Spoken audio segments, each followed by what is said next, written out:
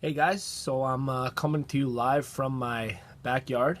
It is a very special day today. Just sitting out here enjoying the day, drinking some coffee. Exactly 6 years ago today, I opened CrossFit Westchester, and it's taken me a very long process to get to where CrossFit Westchester is today, where the brand is, what it means. And I thought on a special day like today, I'd kind of share the story of how we kind of arrived to, a gym with 200 plus members, tons of coaches, great stories, families, friends, kids program, and just a ton of success stories, people losing weight, getting healthy, and getting in shape. So, kind of to try to make a long story short, I've been involved in fitness my whole life. I was a martial artist from the time I was a little kid, went through Kempo, Taekwondo, Krav Maga later in my life, Muay Thai, Jiu Jitsu, MMA. Loved it. In high school and middle school, I was obsessed with basketball. I played basketball. I had a pretty substantial car accident when I was a junior in high school, which prevented me from continuing that path going forward. What that would have led to, I don't know, but playing competitive basketball is something that I always loved.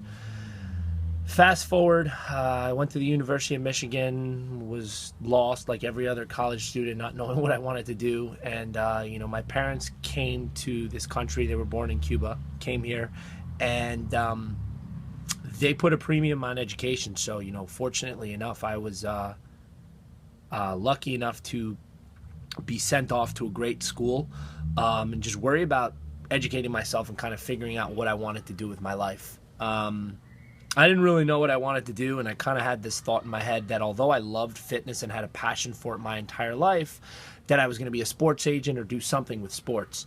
So I went to the University of Michigan, graduated with a degree in kinesiology with like a focus kind of in sports management, and right out of college, a couple weeks out, I got a great job in the city.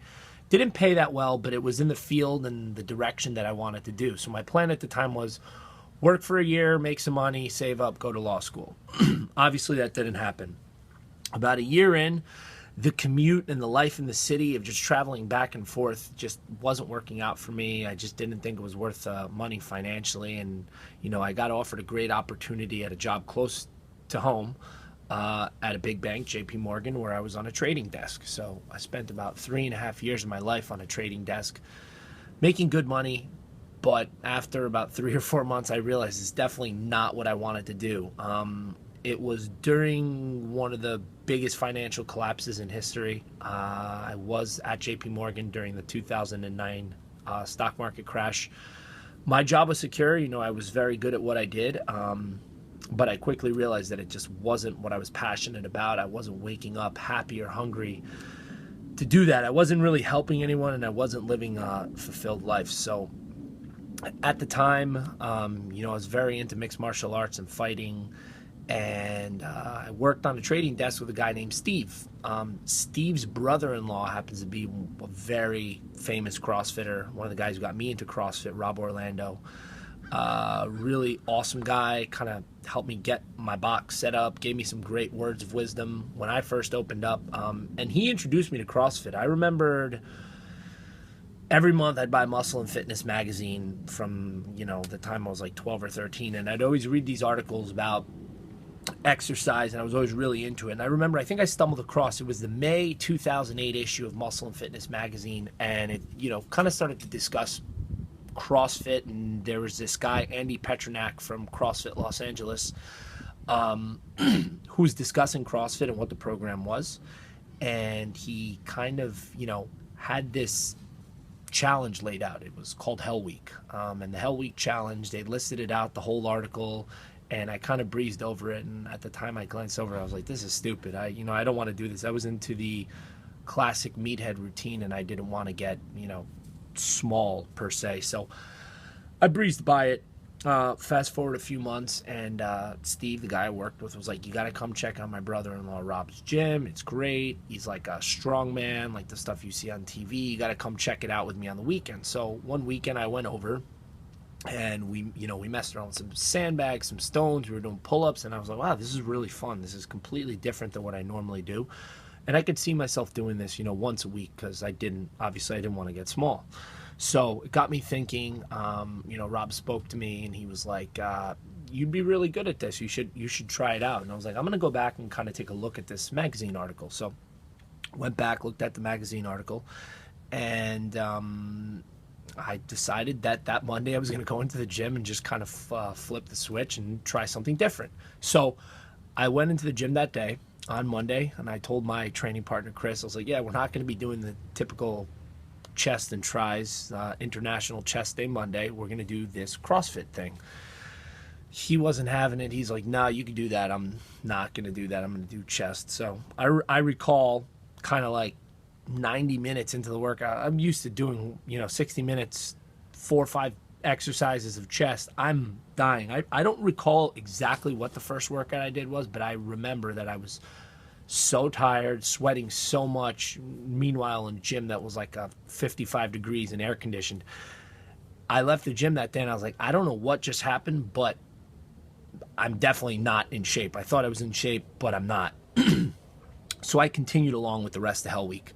The end of the Hell Week, I was kind of hooked. I started to read about it. I started going to CrossFit.com, looking at the workout of the day, and that slowly became my training program. Couple months after I started, Rob had invited me to a competition, a CrossFit strongman competition at his gym in April. And I remember I went there and I just loved it. I mean, I killed everybody in the competition, and it was just this like rush of adrenaline that I hadn't had since playing basketball in high school. And I was like, this is amazing. And that's kind of slowly where my mindset started to shift. So when I was at work, I was looking up videos on CrossFit and kind of figuring out how I could make this a part of my everyday life. Fast forward a few years, and I kind of finally built up the bravado. I saved some money. I had gotten an NASM personal training certification on the side. I saved up money. I bought some equipment, and I kind of opened up the affiliate out of my parents' garage. I still hadn't quit my job at the time. Slowly but surely, I started getting like random phone calls from people, and they'd come to my parents' house and train. And I was training them in the morning before work and after work. And I remember about a month before I quit my job, I had like 5 or 6 random people in my parents' house in the middle of the night, like 8:30, 9 o'clock at night, doing box jumps and thrusters and running up and down my driveway. And I was like, this is like definitely way more fun than what I'm doing at work. So, I'm a young guy. Why don't I kind of take a chance and just open a gym? And that's exactly what I did. March 15th, 2010, I opened CrossFit Westchester in White Plains. It was the first day. I had some great friends from Muay Thai and Jiu Jitsu that I had been training with that came on over, people that you would know, like Sandra, who's our head coach, Harold, Megan, Dante, just to name a few. Who came over and they kind of supported me. Those were my first members. As we started to build from there, I remember the first day we were open, for those of you that know, Dr. Ho, Jerry, came on down. He's like, I've been waiting for you guys to open for 5 months. How do I sign up? He signed up. And it just slowly started to build and progress. I remember talking to my friend who owned the building at the time, and he said, if within a year you don't see this being successful, we'll rip up the lease and you can go your own way. And I had it in a pit in my stomach that, I don't know if this is going to work. I don't know if it's going to catch on. And a year later, August 2011, we had to expand, and we opened up an additional 2,500 square feet. So, just business was doing well, started to make things more professional. We had a class schedule. You had to sign in online. We were taking credit cards, and the membership base just slowly started to grow. When I was there and I first opened, I was one of 2 gyms in Westchester, and I think now, present day, there's like 30 or 40. And I've had some association or affiliation with a lot of them, whether I part own them or I've trained the people who open those gyms. I've had a hand and I've touched on a lot of what has happened in Westchester and shaped the landscape of it. And I'm just kind of like in shock that at this point in my life, I looked at the date and I was like, wow, I cannot believe 6 years ago the gym opened, I had no idea what I was doing. There was no manual for how do you run a class. Do you have a warm up? Is it a group warm up? Do you just write it on the board? How do you do the programming? It was all trial and error, and I made a lot of mistakes. A lot of mistakes, and I still make mistakes every day. But the thing is, I took a chance on myself. I was surrounded by so many great people. My family, my long-term girlfriend who's been with me for forever. And just my coaches, who have stuck with me from the beginning. Mike, Harold, Meg, Antoinette, then Steven and Alex and Wendy and Dante and Scott and Randy.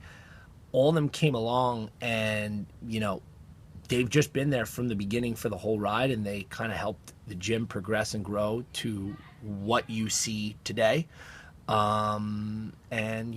I kind of just wanted to share that story with you guys and let you know that if there is something that you really are passionate about, and you're at a point in your life where you feel that you need a change, you need to take that risk on yourself. You need to make that change and go for it, because it will be worth it in the end. When you're working for yourself and you're doing something you love, you will never feel like you're working a day in your life, and that's honestly how I feel. I get to wake up, go to work, set my own schedule, help people change their lives, and I couldn't be happier. So drink my coffee to another 6 years, and hopefully you guys enjoyed the story.